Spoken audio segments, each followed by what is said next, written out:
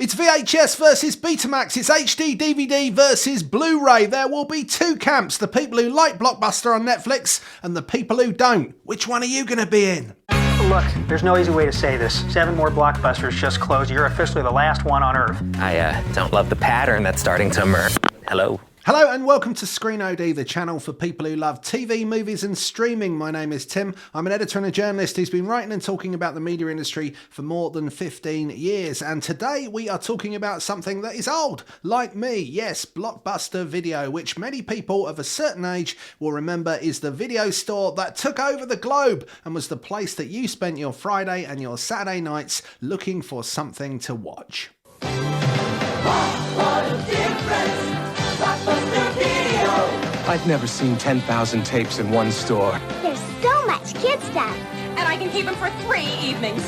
Now this is a video store. Ah yes, one of the great adverts of our time, was certainly the late 1980s. That was up there in my opinion with There's Millions, Said Jeffrey, All Under One Roof, the brilliant advert from Toys R Us. There's millions, says Jeffrey, all under one roof.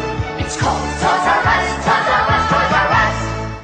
I actually went to the opening day of the Harlow Edinburgh Way store of Toys R Us, which was flashing in yellow at the bottom of that advert. You know, you probably didn't want to know that, but I've told you now. This was a time when you used to have to go out. Yes, shock horror, you used to have to go out of your house in order to consume media, unless you just watch TV. Now, of course, today, almost everything in the world is available at our fingertips at the touch of a touch screen or the press of a rubber button on a remote control, and we can summon the world's media to a screen in front of us on a laptop, on a TV, on a phone, on an iPad. However, in Blockbuster Video, that's not how it worked. You went into a physical location, you browsed physical plastic cases, you picked something up and you took it home and you watched it. If you returned it late, you used to get a late fee. If you didn't rewind it in the VHS days, you used to get in trouble. Now, this is the setting for this new Netflix sitcom, which comes to us from the writers of Brooklyn Nine-Nine and Superstore. How am I supposed to be the next Tarantino if I don't work at a video store? Uh-huh. Yeah, that's what's holding you back.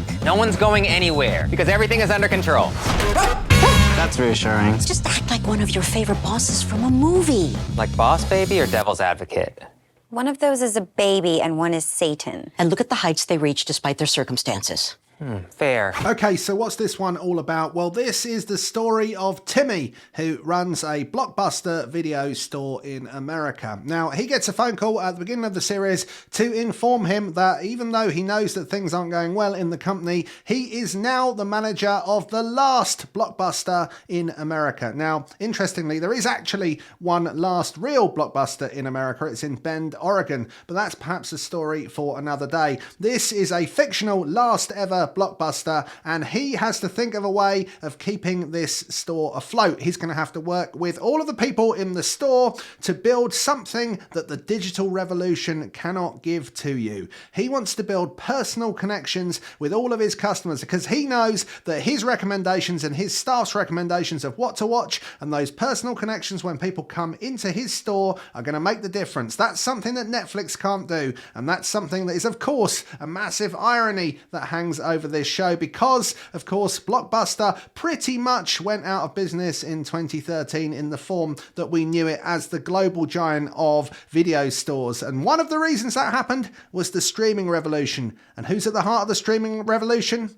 Yeah, it's Netflix. With Timmy this focus, I think we're gonna be okay. An eviction notice? I felt real bad about it. That's why I drew a sad face on it. But as you might expect, this is a comedy, so it's not going to be an easy ride for Timmy, who is essentially an analog thinker in a 5G digital world. Set yourself up, therefore, for lots and lots of references to things from the past. If you're of a certain age, there's a lot in this for people who like 80s and 90s movies and TV shows. There's lots of references to come, but of course, there is delicious irony all the way through it at the fact that the digital revolution has arrived and has changed the world forever. And indeed, the thing that you're watching this show on is one of the things that brought the downfall of the thing that you're watching the show about.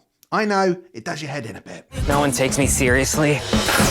I've been working here since the 7th grade. That is not the flex you think it is. I've always thought of myself as over 40 at heart. I don't get why you're getting a degree in accounting. All you do is talk about making movies. Accounting is basically like the film of numbers. See?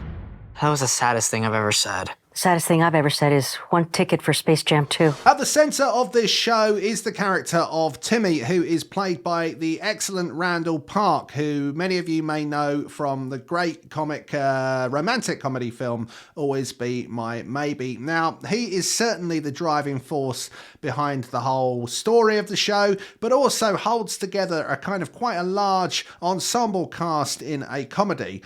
He is playing opposite Melissa Fumero, who you'll know from Brooklyn Nine-Nine if you've seen it, and of course connects the actor on screen to the writing team. Now, she plays ELIZA Walker, who is someone who got married young, and now things aren't working out particularly well in her relationship. She's the kind of driving force with Timmy for the story going forward, and she's kind of his closest ally in all things, you know, getting things done in this kind of business and also in his life, essentially. Now, of course, it's pretty obvious in a sitcom like this, you have to have a will they, won't they relationship romance going on, and it's between this pair that we see it. And of course, that is something that we see in all the great American sitcoms of this shape and size.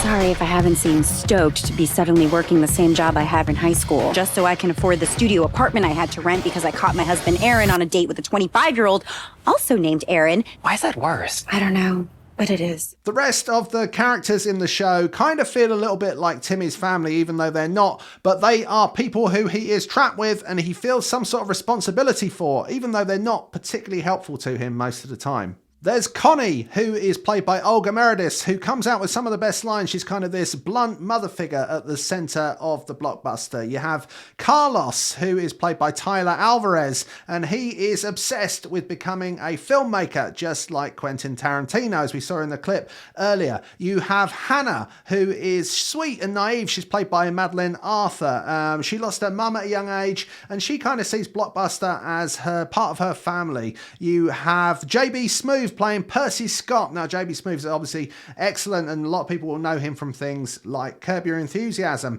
Now, he is the owner of the party store and the strip mall. His daughter works there, KAYLA, who's played by Kamaia Fairburn, and she is kind of a bit scary to Timmy because of her relationship. Just so you know, I am aware of your feelings towards Eliza.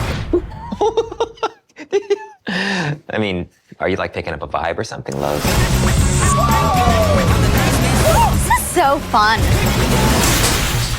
This calls for another drink. Now, this is not a show that instantly delivers. A little bit like when you used to go to Blockbuster back in the day and you'd browse around the video cases and you'd spend ages looking for a title, picking them up, putting them down, and then you'd start looking at the snack prices and you'd be like, oh, goodness, I think I'll just go to the Tesco down the road, which is actually what I used to do. Top tip, actually, if you've got a time machine, go back in time and do that rather than buying them at the counter because they were overpriced. This is a workplace comedy that has plenty in it for an audience. If you like Brooklyn Nine-Nine and you like things like Superstore, there is definitely enough in this to keep you interested. It's got some great central performances, and although it doesn't instantly deliver, if you carry on through a few episodes, you will start to get drawn into the world. There are, as I said before, lots of fun retro references that will work for an older audience, but I think also the intrigue of the fact that it's set in a video store and it's kind of a bit of a novelty might be something that works for a younger audience too. As I said at the beginning of this video, I think this is going to be quite a divisive show. I think there'll be critics who love it, and I think there'll be critics